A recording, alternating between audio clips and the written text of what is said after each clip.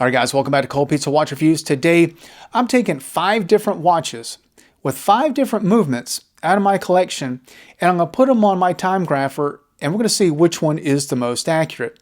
Now, all of these except for one, which is a hand wound movement, have been on my watch winder at the maximum setting, so everything is going to start fully wound just as it should be whenever you're checking a watch on a Timegrapher. Now, the first one I want to talk about is my Certina DS Podium automatic. Now, if you're looking at a DS Podium today, it's likely going to come with a Powermatic movement, but I pulled this one out because I've had it for about 4 years, and it actually has the ETA 28242 movement in it. Now, the 28242 beats at a frequency of 28,800. It's a 25 joule movement with a 38-hour power reserve. Now, the lift angle, which is important when you're setting up your Timegrapher for checking the accuracy of a watch, is 50 degrees.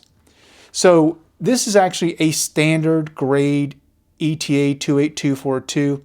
And the reason that's important is because there are 4 different grades of this movement. Now, the published accuracy of the standard grade is plus or minus 12 seconds per day.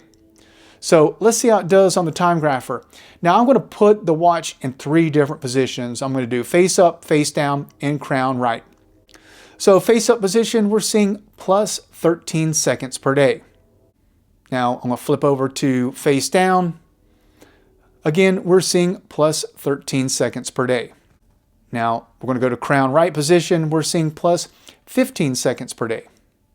Now keep in mind, each time I'm changing positions, I'm letting the watch settle out for about 5 minutes. You shouldn't do this rapidly or you're going to get inaccurate readings. So I'm just picking 3 positions, and we pretty much see that the watch is around 14-15 seconds fast per day. And that's exactly how this watch has run ever since I've had it for these past 4 years. Slightly outside of their published specifications though, but again, very consistent, so I have no problem with that. Now, next up is my Citizen Promaster diver. I have 5 different Promaster divers, but I went ahead and picked the newest one. This is my NY0040. This is the black dial. Now, this watch comes with the Miyota 8204A, which beats at a frequency of 21,600.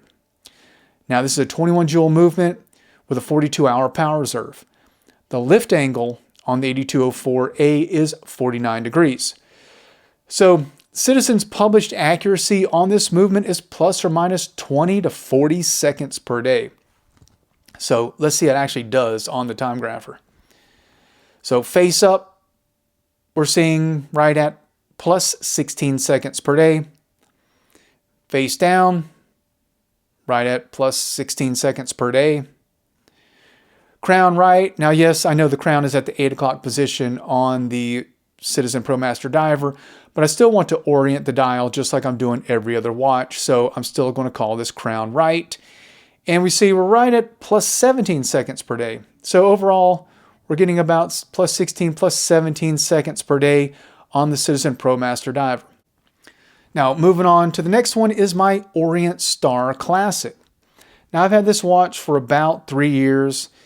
And the movement that comes in the Orient Star Classic is the F6N44.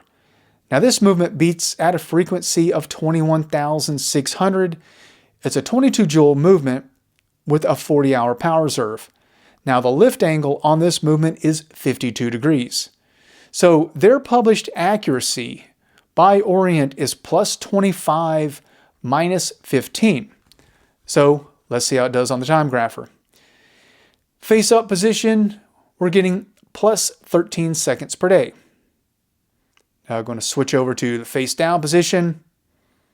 We're getting plus 8 seconds per day. Now move over to crown right, we're getting plus 4 seconds per day. And that's pretty much what I would see. I see this watch run about 8 seconds fast per day. So if you were to take an average of all of those. So our worst number is plus 13 face up. So fairly accurate for the Orient Star Classic. Now, the next one I'm pulling out is the Christopher Ward 12. I've had this watch probably 4 or 5 months, And this actually has the Certina SW200-1 movement. And yes, this is based on the ETA 28242 movement, but is made completely by a different company. So the SW200-1 beats at 28,800. It's a 26 joule movement with a 38-hour power reserve.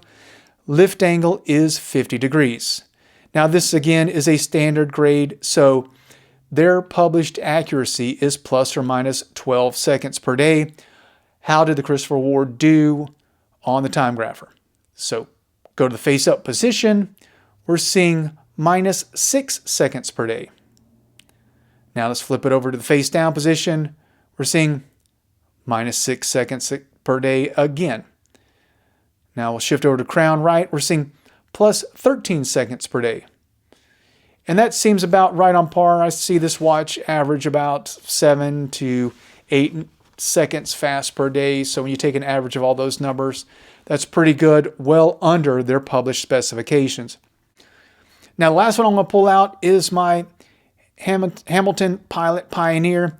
Now this is a hand wound movement. Now this is the one I could not put on the watch winder, but I completely wound it before I put it on the Timegrapher, just to let you know. Now this one has the H50 movement in it that beats at a frequency of 21,600.